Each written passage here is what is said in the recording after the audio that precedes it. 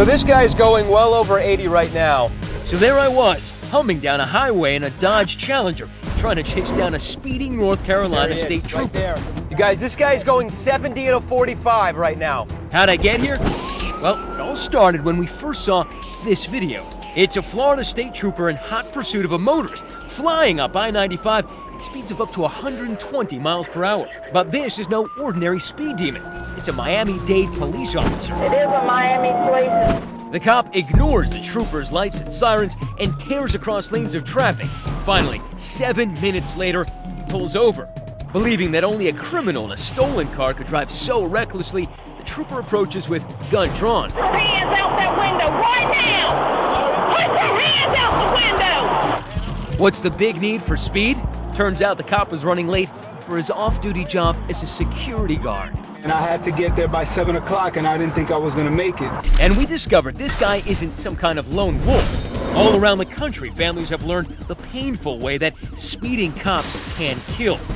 To be clear, we're not talking about police responding to an emergency with lights and sirens on. And when cops just gun it, the results can be lethal. Take a look at this. It's 2:15 a.m. on this Connecticut road. A Milford Police Department car speeding in a 40-mile-per-hour zone. Suddenly, another cruiser rockets past at 94 miles per hour and rams into a passenger car. Killed in the accident were two 19-year-old sweethearts, Ashley Krakowski, a high school hockey star with dreams of becoming a nurse, and David Servin, a talented musician who planned to go to business school. When we found out what exactly happened, it was unbelievable. Did it make it hurt worse once you learned that it was a police officer who hit them? I was disgusted that it was a police officer. You see them racing around all the time, and this time they didn't get away with it. So why do cops speed? Because they can. Justin Hobson is a former New Jersey state trooper who wrote a book on corruption in his agency called Breaking the Blue Wall. And when they're speeding, where are they going? Home? Lunch, meeting another police officer. It's a mentality of, hey, I have a badge and the ability to go as fast as I need to go. The problem's gotten so out of hand, some motorists are striking back, catching speeding cops in the act. Here, a caravan of hot rods and a joyride down a New Jersey highway at speeds of over 100 miles per hour. A New Jersey state trooper suddenly appears. He's going to put a stop to this, right? Wrong. He shoots ahead of them to lead the way. That Pied Piper of sports cars was suspended.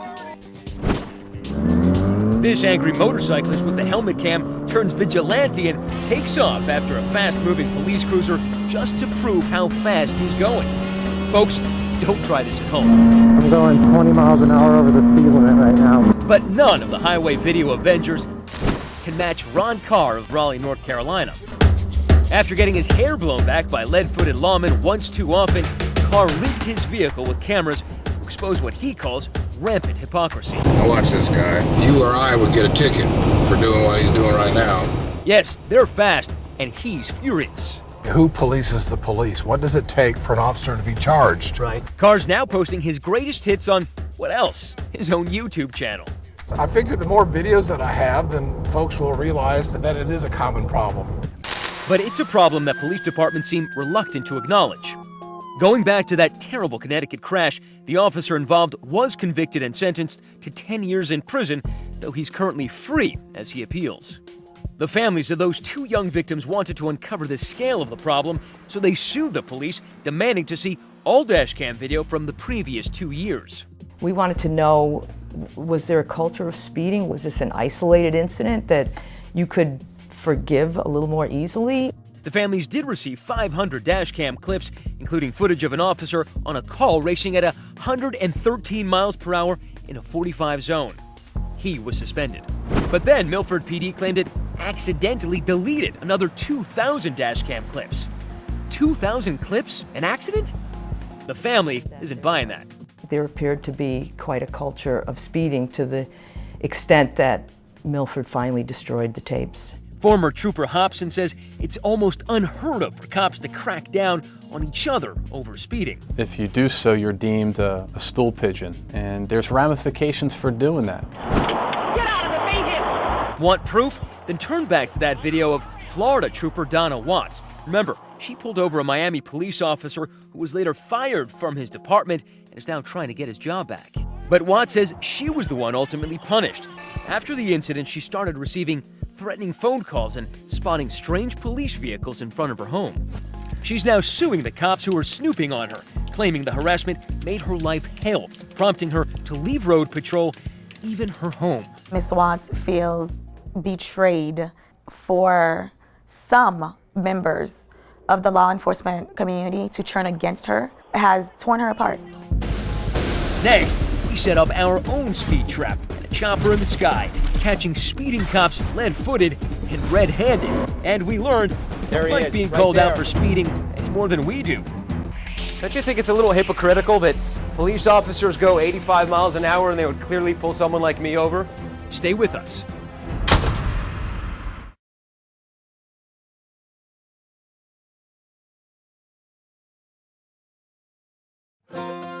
North Carolina, where tobacco is king and traffic laws reign with an iron fist.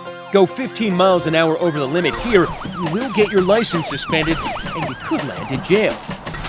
Police here are sworn to enforce these tough laws, but we wondered, do they actually obey them too? To find out, we decided to turn the tables on the cops with our own 2020 speed trap in Raleigh, North Carolina. We're going to be along this road. Our objective, not only to catch any speeding cops in the act, And so I'll be on walkie-talkies. but to follow them to their final destination. Our target location, a stretch of I-40 near downtown Raleigh, where the speed limit is 65 miles per hour. We deploy our surveillance team, starting with Ron Carr. Remember, he's the guy who's been documenting speeding cops in Raleigh for months now. His job is to alert us of any fast-moving squad car heading our way. White Dodge Charger, left lane. Actually, he's running hot. To accurately measure how fast any suspected speeding cops are traveling, 3, 2, 1, mark. we set up 2 checkpoints. 3, 2, 1, mark. The plan is if we confirm cops are speeding, to spring our trap, deploying my chase car to tail them wherever they're going. Even though we chose something with some hefty horsepower, we don't want to get busted for speeding ourselves. So in case we lose them, Where did he go? we brought in the Air Cavalry, a 2020 helicopter equipped with an aerial surveillance camera. Those cops can run, but they can't hide from our eye in the sky. The 2020 speed trap is set, and it's not long till this cruiser flies by our checkpoints at 75 miles per hour. Mark. That's 10 over the limit. No lights, no sirens. By the time the cruiser reaches us in the chase car, we estimate it's picked up even more speed. It's going about 85. It's hard for us to catch up. My chase car is left in the dust, but luckily, our chopper team gets us right back on track. We're on it. Chopper's on it. It says SBI Crime Lab.